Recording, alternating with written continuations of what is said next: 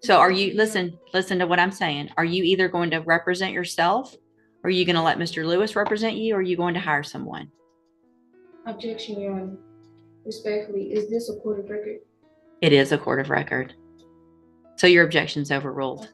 Okay. This case opens with instant friction as Janetta challenges the court's authority before the hearing even settles, setting the tone for a clash between legal procedure and personal conviction. Her dispute over representation adds fuel to the fire, especially with questions surrounding whether her supposed attorney even exists. Stay focused. This hearing spirals fast, and every decision sparks a new layer of conflict. Good morning. Are you Janetta Pew? I am the beneficiary of that estate. You're the what? I am the beneficiary of that estate. You're the beneficiary of what estate?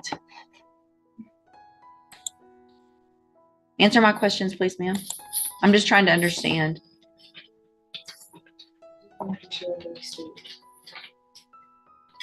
Okay.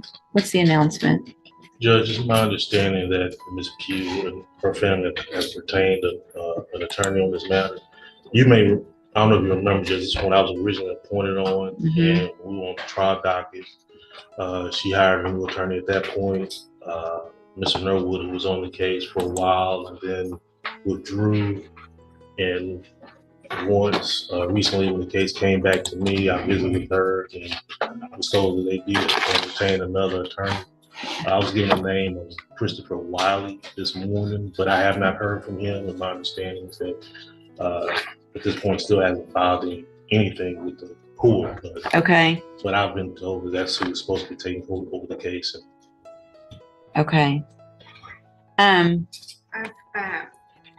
For the record, I recognize Ms. Pew. She's been here before. I do as well, for the record. And I looked into Mr. Christopher Wiley. I can't find that person as a practicing lawyer in the state bar page, and I have not been contacted by anybody on Ms. Pew's behalf. All right, so Ms. Pew, Mr. Lewis has been appointed to represent you at this point. Obviously, you know as well as anyone that you're in custody. We want to get your case taken care of.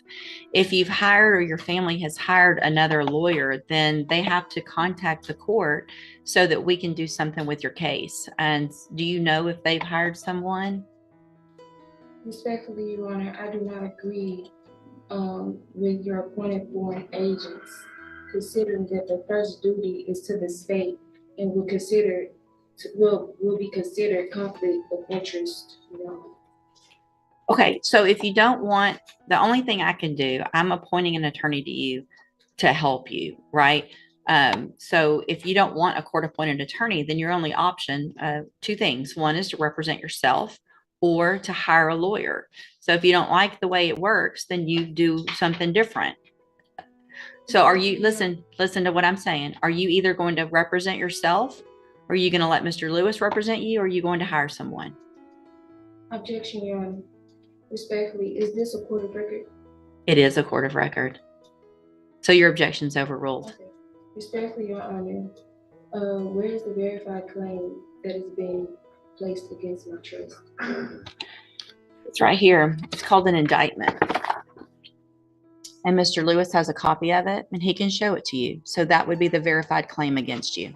Okay. Your Honor, respectfully, Your Honor, there were writs that was filed to the case that still haven't been received. I've received your petition for writ of habeas corpus, and it's denied. This moment marks a major shift. The judge has denied her request for release and reinforces that objections must follow formal legal channels. As tensions rise, her repeated interruptions and mistrust of court-appointed counsel only deepen the divide. It's the kind of turning point where viewers have to ask, does resistance help her here, or is it digging a deeper hole? Okay. Respectfully, Your Honor, I demand to be released due to lack of evidence of stated claim and not being given the proper opportunity to obtain proper counsel to effective defense. It's overruled. Okay.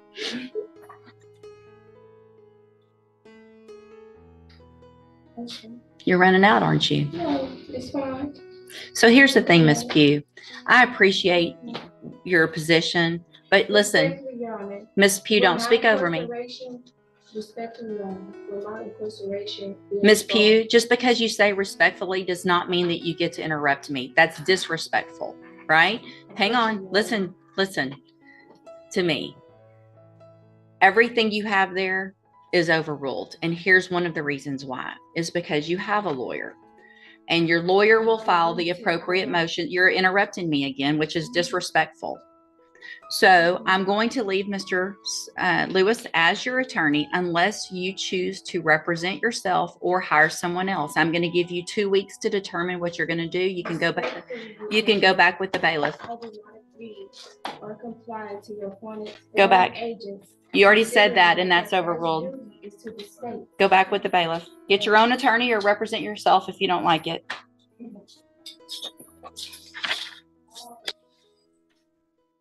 As we move into this next hearing, Ms. Pew arrives with the same resistance we saw earlier, challenging the legitimacy of court-appointed counsel and pushing back against every legal structure placed in front of her.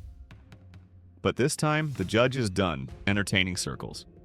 A new attorney is stepping in, the court is trying to move forward, and Ms. Pew is determined to pull it all in the opposite direction. Watch closely, this hearing gets tense fast. Right. Perfect. So, Ms. Pew, Mr. Jeffries has been appointed to represent you. He's just been given, he's trying to get caught up real quickly on all the information and the discovery in your case. I'm going to reset your case so that he can get all of that. Once he gets it, he'll be out there to go over it with you, and we'll see if we can get an announcement at the next court date. Respectfully, Your Honor, I do not agree to comply with any of the appointed court agents, considering that their first duty is to the state. I understand. We've had this conversation before. And for your record, I'll be representing myself. So if you want to represent yourself, there's some things. Ms. Pew, stop talking over me. If you want to stop talking over me. If you want to represent yourself, then there is a process that we have to go through, and we'll do that today if that's what you want to do. We'll get your case set for trial and we'll go forward that way. It is highly inadvisable for you to represent yourself. Lawyers have many, many years of training. They understand the law. They understand how a trial works, because here's what happens. When you're in a trial and you represent yourself, you're expected to know and follow all of the rules of evidence, all the rules of procedure. And so you're really at a disadvantage if you don't know those things. And so you have to do everything just like the assistant district attorney would.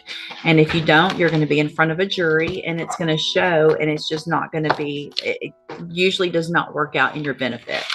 But I have to go through with you some questions first before we do that. And then if you still want to do that, then there's a couple of things couple of options, and we'll go over those as well. Okay. So I am supposed to ask you, I'm going to go through these questions. I need you to answer them if you want to represent yourself, because this is required. All right. So have you ever studied the law? Okay. Have you ever represented yourself before in any kind of criminal matter? Okay. Do you understand the charges against you? I know been accused of. Okay. And so do you know, and we've gone over before, I think, what the range of punishment is if you're found guilty on a jury? Do you know what that is? Let's see. Hold on a second. Let me pull you up here. We'll go over that again as well. The date of that allegations from June 22nd of 2021. And what that means is if you're found guilty, that the range of punishment that the jury could give you is between 2 years as a minimum punishment up to 10 years in prison, anywhere in between. Do you understand? And did you answer out loud just for the record? Do I understand? No, I don't understand. What do you not understand about? This is the pivotal moment. The judge is trying to determine whether she's legally capable of representing herself, yet she refuses to acknowledge even the most basic legal concepts. Without understanding the charges, punishment range, or courtroom procedure, self-representation becomes impossible. The tension here isn't just emotional, it's a collision between personal belief and legal reality. Do you think she truly doesn't understand, or is this a strategy? I don't understand, Ron. So here's the thing. If you want to represent yourself by law, you have to be able to understand these things. Otherwise, I've got to appoint an attorney for you.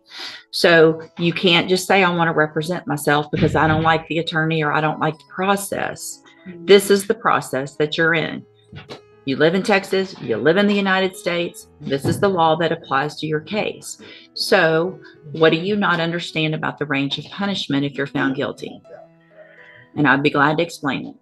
I don't understand because I don't do anything wrong. That's what a jury's for, right? And so if you say you're not guilty, then you go in front of a jury and they determine after they listen to the evidence if you're guilty or not. That doesn't have anything to do with if they find you guilty, you understanding that they could send you to prison for between 2 years and up to 10 years. Do you understand that part?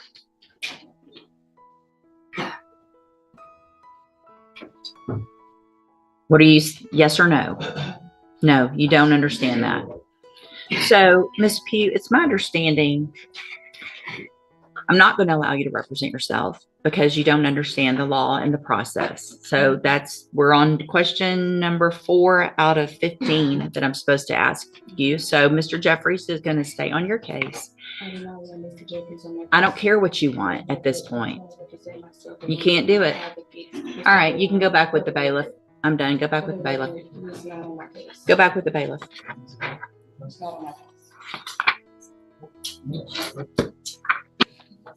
Welcome to the criminal appointment list. Yeah, fun, James. This was not meant to be any kind of punishment, I promise. So Mr. Jeffries, just get ready like you would. Probably it's going to go straight onto a jury, and we'll just get it figured out that way. All right. Across these 2 back-to-back hearings, Janetta Pew repeatedly challenged the court's process, questioned the legitimacy of her appointed attorneys, and pushed against every procedural safeguard meant to protect her rights. In the first hearing, she rejected her court-appointed lawyer, demanded a verified claim, filed a denied habeas corpus request, and continuously interrupted the judge, creating a tense standoff that ended with the court reaffirming that the case could not move forward without proper representation. In the second hearing, the conflict deepened as she again refused her new attorney, Mr. Jeff, and attempted to represent herself. But when the judge began the legally required competency questions, Janetta was unable or unwilling to explain the charges or the punishment range. This forced the court to rule that she could not legally defend herself, keeping appointed counsel in place and pushing the case toward trial. Together, these hearings show a clear pattern. Janetta's resistance to procedure directly slowed her own case, while the court repeatedly emphasized structure, understanding, and due process. If these escalating courtroom moments shocked you, hit like, drop your thoughts in the comments, and don't forget to subscribe for more intense courtroom breakdowns.